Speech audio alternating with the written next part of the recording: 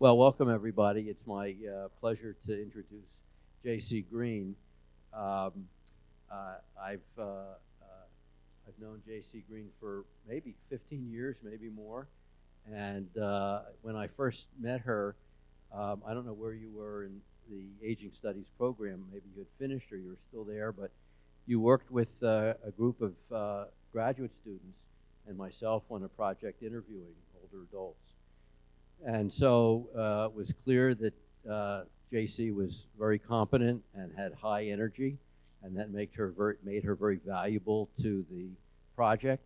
And what made her invaluable was her dedication to the welfare and promoting the welfare of older adults. And qualities that I didn't see at the time, but that have emerged, are her extraordinary creativity and ingenuity. And so it's not a surprise that she's emerged as a star of the Aging Studies program and is a key faculty member. Jacie's interest in older adults started early. She told me she was very close with her grandparents, especially her grandfather. More formally, she got a degree in the Bachelor of Science of Education from KU in 2009, focusing on community health, and then several years later got a master's degree in aging studies from WSU, and then shortly after that started to coordinate the programs at the educational programs at aging study at the Department of Health Sciences. And then was appointed assistant instructor in 2015 and is now assistant educator and is now a senior educator and is coordinator of all of the graduate programs in the Department of Health Sciences. So she plays a major role there. And her interests over the years have kind of evolved, because you started out in with a focus on health and physical health, and then you evolved in kind of a more psychological direction with a focus on lifetime stories and social relationships, and also attitudes towards older adults and ageism and stereotypes. So it's evolved. And then you started to develop this interest in life histories, and in 2022, for the first time, you taught a course entitled Connecting Generations, which is what she'll be talking about with us. And at that time, she also, well, prior to then too, she started to use measures of students' opinions and beliefs and knowledge of older adults, and came to focus on whether the intergenerational contact between the students and the older adults influenced students' opinions and knowledge and attitudes. And the format she used educationally evolved from a group format, as I remember, with older adults stimulating each other as a group and having students write those life histories. And that evolved to a more individual format. And it started at Catholic Care at Shepherd's Way in the independent living village there, and then transitioned to WSU. And she's actually, I didn't know this until just now, still working at both sites. So, so Jacie has presented at a number of professional conferences and also published this work. So without any further ado, Jacie. Thank you so much, Lou. It's such a pleasure to have known you over the years and to have been invited to this today. I was very excited. This is my passion. Of all the things I do, this is one of the things I'm most passionate about at WSU. So I am thrilled to share, like he said, my class is Connecting Generations, which I'll talk about. I'll talk about the history, how we evolved into what we are now, but it's all based on an intergenerational project that I call Sharing Life Stories with Shockers. So that's what I want to talk about. We'll start with how it began and why, and then we'll end with the impact that it's having on students and on the storytellers. So it's been a fun journey. So where it all began was back in spring of 21. The program coordinator for all the Catholic churches in Wichita reached out to me. So her name is Sharon, and she had been going into Catholic Care Center, which is not all that far from here, over in Bel Air, with older adult volunteers from the Catholic churches. They would go in with these life bio workbooks, sit down and work through these workbooks with the residents to collect their life stories. So she'd been doing that for a while, but she had the idea to involve students. So she found me through the website and gave me a call in April of 21 and said, I would like to bring students in to do this. I want the students to interview the storytellers. I want them to go in with the workbooks and collect, even if we need to, their audio recordings so they can be transcribed. And then we culminate it with a book. We actually present them with a book and a banner, which I'll talk about what they used to do, which that has evolved too. But it was perfect timing. So like he said, my grandparents greatly influenced my life growing up. And this is a picture of me and Papa, who we lost at 95 years of age. And he had passed away just a couple weeks before Sharon reached out to me. And so I never had a comprehensive life story of him. My daughter had an assignment before COVID. It was in 2019. That Christmas, to interview an older adult. So she sat down with him, and I have it recorded. It's about an hour long of him just talking about his life. But I never had a full book. So when she presented this idea to me, I'm like, this is an opportunity for these older adults and for their loved ones to capture their story. So I was all in and happy to do it. It was perfect timing. But I needed a class. So if you're not familiar with aging studies at Wichita State, we are practically fully online. So when you teach online, you can't exactly make those students show up in person to interview older adults. So I needed a class where I could do this project. So again, it's all about timing. So around this time, WSU had also been putting out these calls for first-year seminars. Okay, and so a first-year seminar is this experience for all freshmen where they do 3 things. So the first thing is how to succeed as a college student. So I front load that class with college resources and guest speakers. So they come in and learn how to be successful at WSU.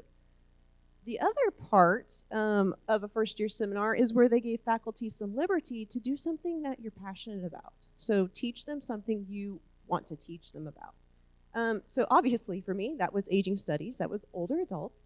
And so I had incorporated aging curriculum into this class, and we cover that in the first 6-8 weeks of the class.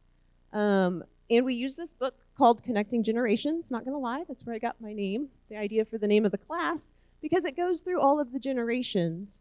And so we use that kind of as our guide as well to just talk about the differences across generations. And so I was very intentional about doing all of this up front before these students sat down with older adults so they could learn a little bit about the population that they're going to be interviewing. Not all of them have relationships with their grandparents. Not all of them know anyone over 50, let alone an older adult, right? So we front load with aging, knowledge, and curriculum. And then the last part of a first year seminar should really immerse them in some kind of a project. And so that's where I was like, well, this is perfect. We can do these life story interviews with older adults at the end of this class. And so the last half of the class is spent with storytellers collecting their life stories. Okay, I don't know if you remember, but in spring of 2022, January, there was another surge of COVID. And so here I was, and I actually had caught it for the first time myself as well in that January, me and my daughter. And so here I was preparing to take a group of 20, 18, and 19-year-olds into a long-term care community. Catholic Care had also implemented a vaccine mandate, so you couldn't enter if you weren't vaccinated. So for the students who, A, weren't vaccinated or weren't comfortable going in person with a bunch of people, we actually brought them in virtually, so that was a whole thing. And then, of course, you can see everyone else in these pictures wearing masks. So this was my very first time doing it. And as Lou said, we used to do it in a group. So we had a downstairs group and an upstairs group, and we sat around tables, and each older adult would share a piece of their life story. I'll tell you why I switched that up here a little bit later. But this is what our very first semester looked like. It was a lot, but it was a beautiful experience in the end. Okay, so obviously I created the class for the intergenerational connection. That's what I cared about. Sharon had been doing it because she wanted them to have a story, a legacy to leave their family members. So we do have a tangible product that they come away with at the end of it. And it's almost, for me, it's a thank you to them for taking their time to do this, because it is a lot. It's a commitment. So they end up with a life story book. I actually brought an example of one. And what I did was, it used to be they just wrote in these workbooks. I mean, handwrite, which is great, but I thought, let's incorporate pictures. Well, when you do that, you got to put it in Word, and it's got to be formatted nicely. Don't know if you've ever worked with 18 or 19-year-olds, but they don't all do it the same, and so then I had to help, which was a lot. And they had to transcribe the audio, so they were like either frantically taking notes or recording it on their phones and then listening. Like, it was a lot. One of the students came to my office once with cursive handwritten notes from their storyteller that she gave him. She's like, put these in my book. He's like, I can't read this. It was a lot. So I learned very quickly, and we actually have help now, which I'll talk about.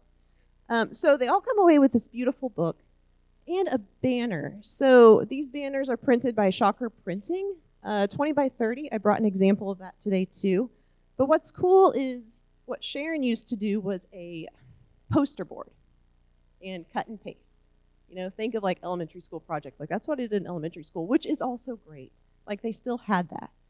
But I was explaining this to my class of, 18-year-olds, and a digital arts major was like, we can do something better. I was like, well, what do you have in mind? And so he came to my office 2 times, sat down with me, showed me how to use Photoshop, helped me build this template that I have used ever since.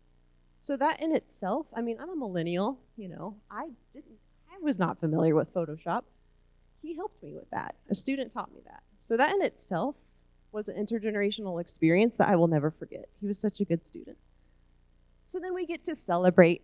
We give the books and banners to these older adults, these storytellers at the end. So the very last day of class of this semester is reserved for that. And so we just did this on Thursday, last week at Shepherd's Crossing with our fall group.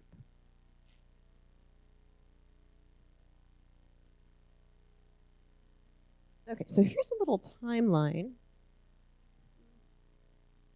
As Lou said, I started out at Catholic Care Center, and we actually started in assisted living. I didn't even know about Shepherd's Crossing yet at this time. So we actually, because that's where Sharon was going, was the assisted living building. So that's where we started. Spring 23, I was ready to do it again. Their activities director had stepped down. They didn't have one replaced yet. So the executive director, I think it was Luke at the time, said, I don't really have a great contact for you this semester, but don't forget about us later. I said, okay. Well, I had a colleague who does a lot with Larksfield. So I reached out to them, and Trina at Larksfield was like, yes, please, let's do this at Larksfield. So I went to Larksfield in spring of 23. And then the game changer for me was in spring of 24, I found out that LifeBio has an app. So it's a company, LifeBio Memory. There's an app you can put on your phone, on your iPad, and that will actually collect the audio for you. You could do this with anyone. You don't have to be part of a group. There's an account fee, but you can do it with anyone. So this app allowed the students to sit down with an iPad, press a button, and just listen. So they weren't frantically writing. They weren't worrying about getting it right or transcribing it later. They could just sit and listen and engage. So it changed everything for me. Larksfield was incredibly kind that spring, and they gifted us the technology. They paid for the accounts. They paid for the books and banners, and then they we used iPads that first semester. Next time we found out iPhones actually work better, so we didn't need the iPads, but they were very generous to us. Okay, so this is what I was telling Lou about that I don't think he knew I did. Fall 24, I wanted to get back with Catholic Care Center because I hadn't been with them for a couple semesters. And I learned that we could get connected to Shepherd's Crossing, which is an independent living housing. And they were able and interested in coming to us. So, as Rosemary's well familiar with, WSU is also an age-friendly campus. So I thought, what a cool opportunity to bring storytellers to campus. And so we welcome them to our campus, and I'll show you the building that we've used for 2 semesters now, and it's worked out really well. So they come here, and I will show you 2 later that we still go out there as well. So I want students to still see that side too. But in fall, I don't have the capacity in my job to teach another class completely by myself. So that's where David Gear comes in. He was invited to the Spring 24 celebration at Larksfield. That's where I first met him because he does wisdom circles there. And he saw this whole thing and he's like, this is an incredible. I remember talking to him in the parking lot afterwards. He's like, this is an incredible class. Tell me about what led to this. And so then later that summer when I decided, well, let's put a first-year seminar on the books for fall, see if it fills, and it did. It's like, well, I can't teach this by myself. And so I went to coffee with David, and I said, would you have any interest in helping me teach? Oh, he was ecstatic. He today, will still tell you how grateful he is to be teaching this class. So I handle the Blackboard, the online. I set up all the Life Bio accounts. I do that side, and he is in front of students doing what he does best. He's fantastic in front of students. So I love it because now it's an intergenerational class taught by intergenerational people. And we just wrapped up our 3rd semester. So we did this last fall. We did it Spring 25 and just wrapped up our Fall 25 group. Okay, so this is where we have gone. I think it was James, who's in this building, who tipped me off to using this location because of its accessible parking and its location right on the corner. Super easy for the residents from Shepherd's Crossing to find. It's also locked. You can't just get in there. So WSU has been really kind with us for 2 semesters now to let us into the space. We only use the lobby areas. We don't go anywhere else. A lot of it's locked up beyond that anyway. But they've been so kind to let us in. So you can really spread out. And what's really fun is that the students and storytellers, they'll always gravitate back to their spot. They claim a spot. And it's perfect because we're spread out enough that the apps don't hear other audio. So ask me how I know that's a problem. The first time we did it in Spring 24 in Larksfield, we were too close. And Trisha is my contact on Life Bio. She's their story lead. She does all that. She helps with the transcribing and putting the books together. She was going to kill me because I was just they were talking over each other and she couldn't make out one storyteller's voice from the other. I'm like, I'm so sorry. We'll find a way to spread out. Now at Larksfield, we actually use multiple rooms and even go up to their apartments if we need to. But yeah, it's just a beautiful space. I mean, it's just beautiful. So this was Fall 24 and Fall 25 when we've been able to come here.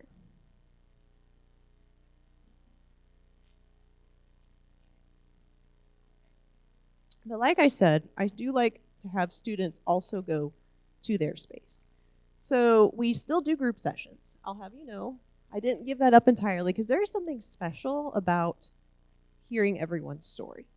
I just found out that when we did it that way the whole time, we didn't get through everyone's story. I was still doing the books in the summer that first time. We didn't get to have a celebration because I was still finishing the products. And the students had already left campus and some had left Wichita.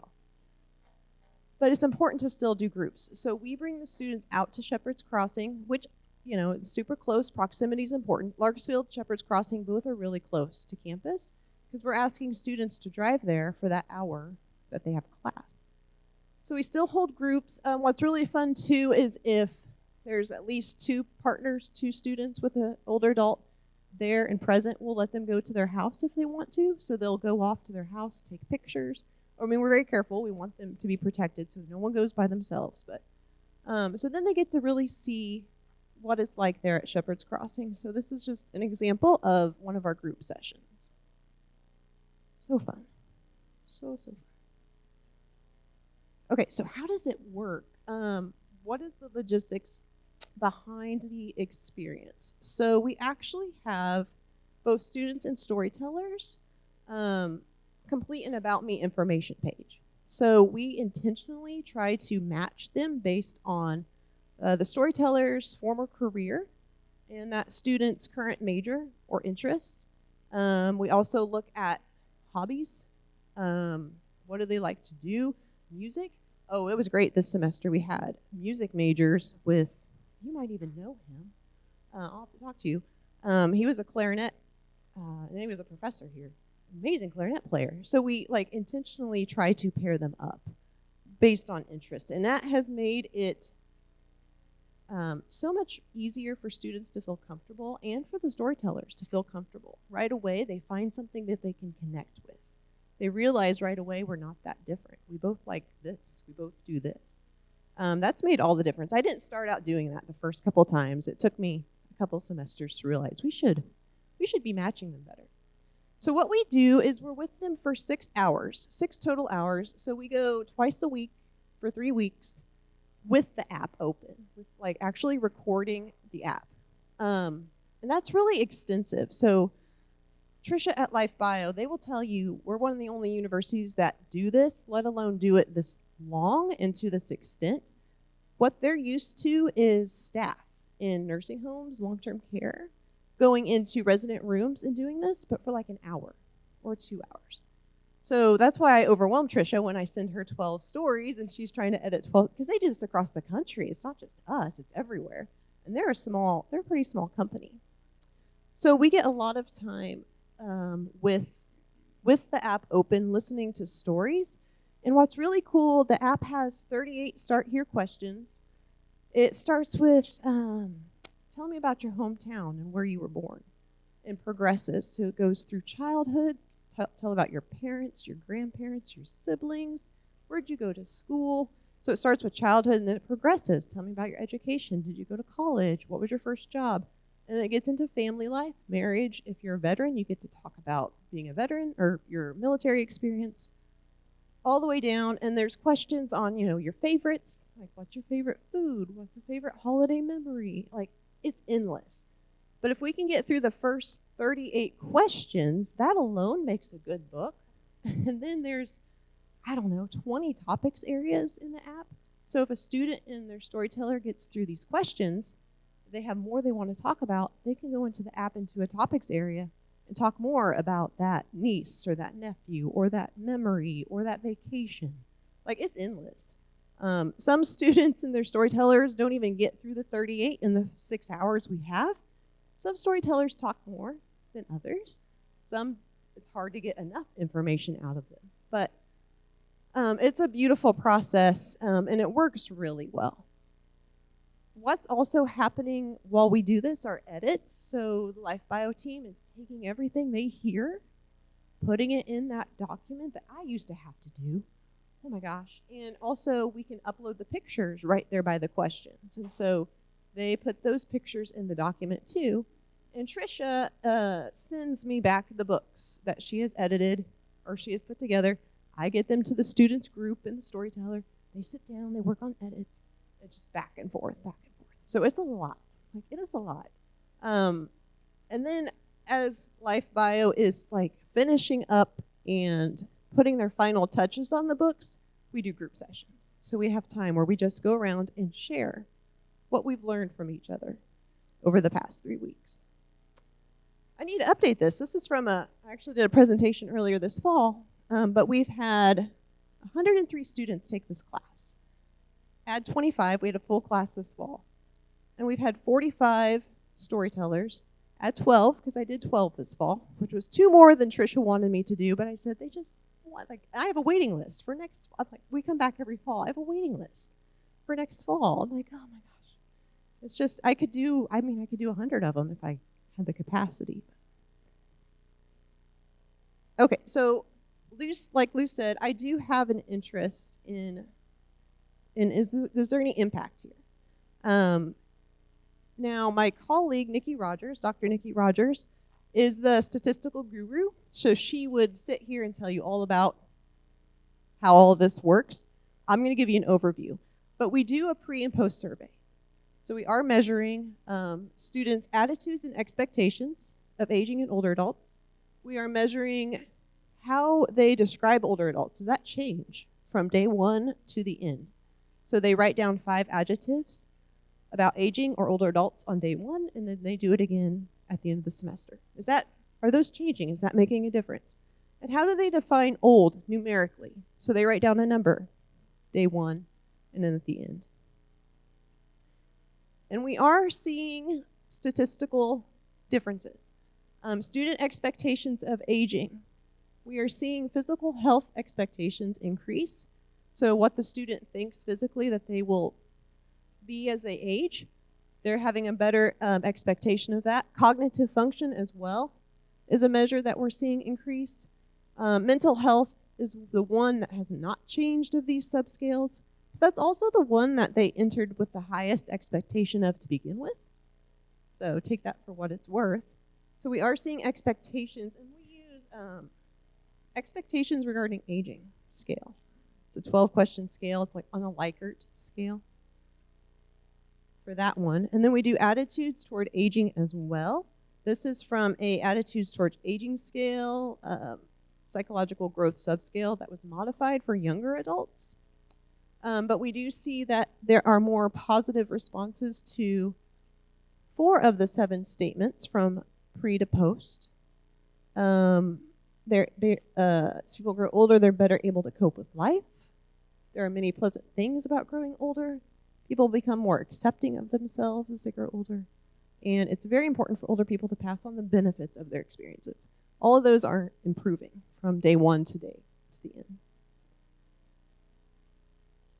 And then words matter too. So Nikki put together this graphic over here of showing the adjectives that students use. And we are finding that they describe older adults more positively at the end of this experience than they did going into the experience.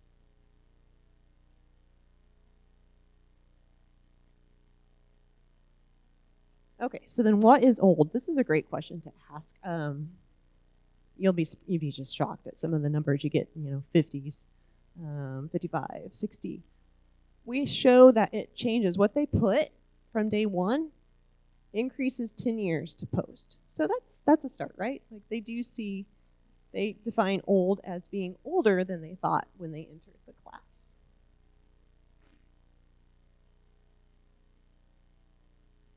Okay, so here's where I messed up. I should have been doing this from day one, and I didn't even think about it because I'm so student-focused that I was just thinking students' attitudes on aging. How do I improve that? There's a whole storyteller side here that should be told. There's data on the storytellers that we should be collecting. So we've only done this for 2 semesters, so I have a really small number of storytellers. But we use a UCLA loneliness scale and a self-perceptions on aging. We are seeing positive self-perceptions become more positive and the loneliness decreasing on those two measures. It's just such a small sample size that I can't say anything definitely, but I wish I had done that from spring 2022 and I just wasn't thinking about it. But that doesn't say all the things that they'll tell you when we sit around those group sessions or those celebrations. Some of them talk about how they have adopted grandkids, just like my adopted grandkids now. Like, it was so exciting to sit down. I looked forward to this. It's there. It's making a difference. We're just trying to capture it statistically. Okay, so I have blogged about this over the years. I've been kind of inconsistent this fall. But what I like to do is point out themes that I see students talk about. So part of the class, they're required to submit journal reflections after every interview. So they reflect on the experience.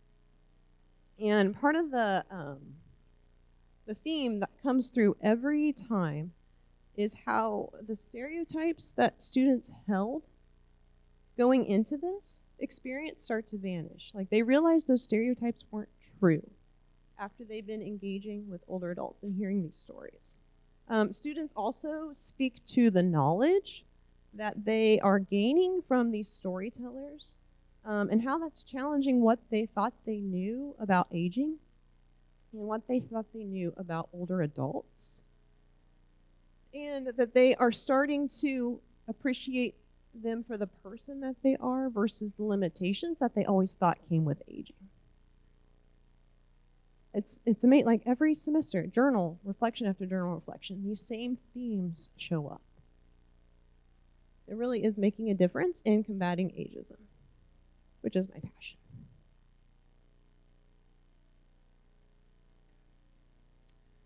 So we are definitely seeing through this class, through this experience, that learning about and with older adults is influencing their expectations and their attitudes. It's that combination of some curriculum, some age-based knowledge, plus that experience with older adults that's influencing their attitudes. And just having those positive interactions is influencing how they describe aging in older adults.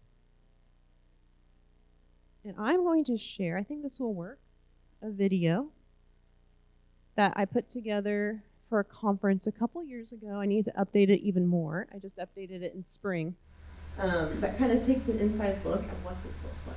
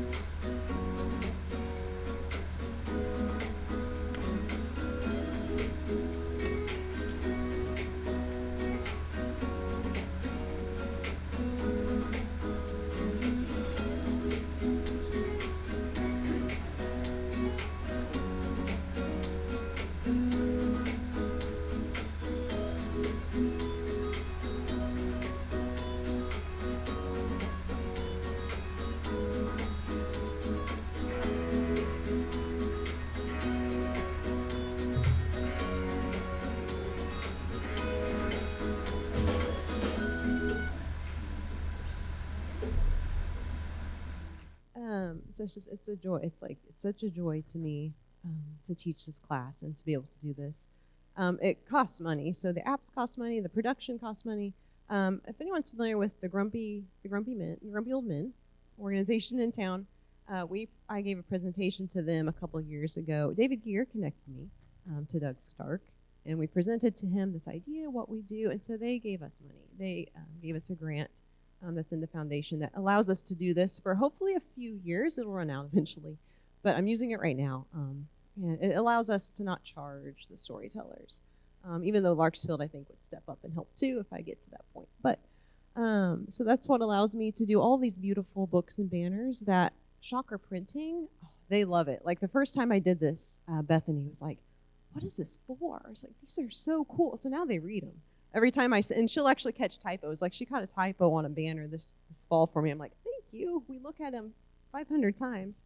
I brought a physical example you can look at. This was Chuck's that we did in 24. I think he was one of the first groups we did that. Or it might have been 23 before we even had an app. So I brought a band you can look at. It's just beautiful. They do such a beautiful job.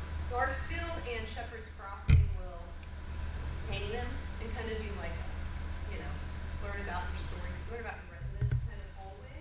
And it's really cool. And then I brought my dad's book as just one example. So I trialed this with my dad. So I was talking to Life Bio about the process that fall before spring implementing it. I was like, I don't know, I really want to see how this works. And so Trisha was like, well, just use an accountant. It costs nothing.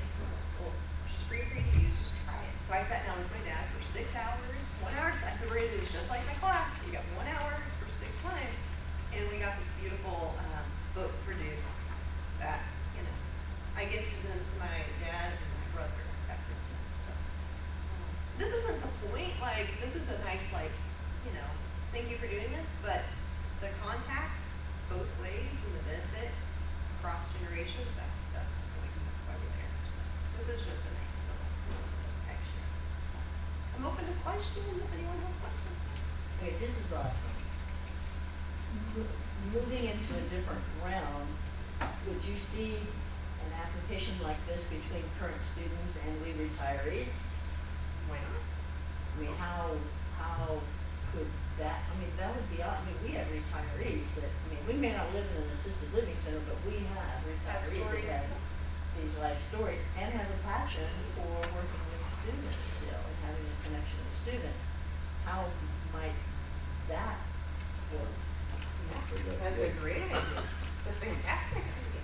We just need to have another class where you guys are the storytellers, right? That's what I'm saying. Like, why not? Yeah, why not connect them with some of us retirees that we think- love to pass on things to current, have a connection still with current students. Let's do that. Our class, so we were running it, so like I said, spring the class goes to Larksfield, fall Catholic Care. I want to get into the community, even through senior centers too. There's a whole other demographic we're not even in touch. And ARP has been in touch with us. They're very interested in the age-friendly initiatives in Wichita. And they love what I do. I was like, I just need to do it more. I don't know if I have More use. We've got our own WSU retiree. We're right Would here, be our next, I would think our next step Yes. before just opening up the community. You know what I'm No, saying? I would start here, correct. Right, Yeah. we're right here in your network. Yeah, that's brilliant. We're right here, part of this. And we can just meet right here. The WSU. What is your name? I'm Diane Coleman. She's the oldest person to do it. In our 90s, I would have to look. I'm really old. Yeah, just turned 90 a couple of years ago. We had her in our first group. Debbie was. He's up there. I don't know. I would have that because I have their birthdays, but definitely in our 90s for sure. Yeah, mid-90s. Well, there are WSU retirees that are in 70s, 80s, and 90s. Yeah, we've got a wealth Oh, of yes. retirees. Yeah, across. Across that spectrum. You have a question? Do you use the same categories like if you have them in the poster to interview each Yeah, for the poster. Yeah, so those are snapshots of the key areas that the book covers, right? So we do highlight on family life, childhood and education, their core beliefs, interesting facts, and accomplishments. So these are all just, and this is hard for them, because I asked them and the students, they sit down and I said, think of one sentence, bullet points. I mean, I can't fit a lot, especially some of them. I mean, oh my gosh, I had one, like, that was just almost all text. I'm like, do you want some photos too? Because this is a lot, we need to pare it down. But then they get to choose too everything else that they do with the pictures or the graphics. We always ask them for at least one quote. Leave us with a quote as well. So yeah, this is just, you know, yeah, but it follows the same kind of. Yeah, sure does. Oh, this is my, like you said, creativity. This is fun. Ever since I sat down with that student and learned Photoshop, I'm like, this is so fun. Yeah. Any other questions? Did the students, well, let me ask about the older adults, the storytellers. Do they say much about the impact of the interaction on their attitudes towards younger people? Does that come out at all? Or? There's been many quotes, and I need to add some quotes to my video about we are in good hands. This group of students, I mean, just this fall, like our celebration anniversary, this group of students, we realize that we are in good hands for the next generation. Like things like that, they'll say. And I think David, even this semester, we had them write out. I haven't picked them up yet. I left the surveys with them Thursday. I picked them up this week. Write out reflections like that. How did this impact how you feel about the younger generation? So, get curious to see what they say. Yes. Yeah. I'm so behind on collecting storyteller data. So much. When Life Bio, when I met with them in spring 24 to talk about the app, they're like, well, have you been doing this on the storyteller side? I'm like, no, I haven't even thought to collect. Because they do, when they do, like when long-term care resident staff visit residence rooms, they'll survey, like she shared with me survey questions she used. They survey their residents to find out how it's impacting them. The company's called Life Bio. Life Bio. They're small. They actually came here for a positive aging WSURA conference like 2 springs ago. Beth, who owns it, Beth, yes, the last one we did. Beth came down with Saskia, who also runs things for Life Bio, and they presented. Yeah, they're not very big. Which format? The postcards so I can see the categories. Here, Yeah. she just. Yeah. You're welcome to do. Childhood education, family life, vocabulary. All of these categories, which one that your survey tells about most exciting category that they want to talk more about, more in depth? Family is huge. Family stands out from the things the storytellers like to share, but their accomplishments as well. And it's from the student side, the students hearing. I mean, we've had ones who work for NASA, like the students hearing, oh my gosh, you did that, or ones that are still running marathon distances, like you still do, like that stands out. I feel like to students, but I feel like from the storyteller side, they love to share their family. I can see. Yeah, their legacy. Yes, exactly.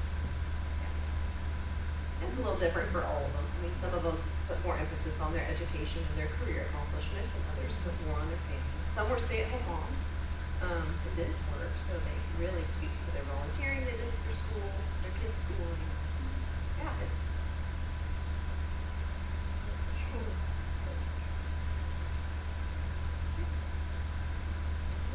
Really come along. It's come a long way. Yes. It's been a journey. We fixed it a little bit every single day. David and I were like, I think we finally got, good process. I think we're finally there. Tweak things every semester. And we get feedback from them. And one of our final group sessions is, just feedback. How did this go? Almost what could we, some of them want more time. One of them's like, oh, I didn't get near enough time with my student. We only have, some class sessions in a semester to do this. Yeah. And then some of them want the students to share more. So the app, it's very specific on don't talk over person, because this is for their family to listen. Like the families get that login information, and they can listen to their story, how their family shared. Years later, it's all protected and cloud database. So students are told, don't interject a lot, pause it, and then share. But the storyteller's like, I'd like to hear more of the student. Tell me about your childhood. So I need to work that in more too, somehow. Is current student success course required of all new freshmen, or is it an elective? Freshmen are required to take it first year. That's the way we set it up way back when. Yeah. I was wondering if it was still a requirement for Yep, all it is. incoming freshmen. Yeah, if they're under so many hours to be designated as. Yeah. So and mine's one that they pick from. They have a whole list. But Phyllis, happy they're keeping it. And are most of the people from Marshfield in independent living, or are there some assisted They living? are people? all independent. I have not branched into their Assisted, yeah. or even the healthcare center. Trina wants me to come there. I'm like, I see a good opportunity for some of the clinical professional, because that's a higher level, maybe a little harder to get stories from them. And I got 18, 19-year-olds who some have never talked to an older adult. So I'm like, we do an independent for that reason, but there's a full population. Oh, sure. We're not reaching. Yeah. Oh, yeah. So this is a start. It's a joy. Well, thank you very much. Yeah. Yes, you're very welcome.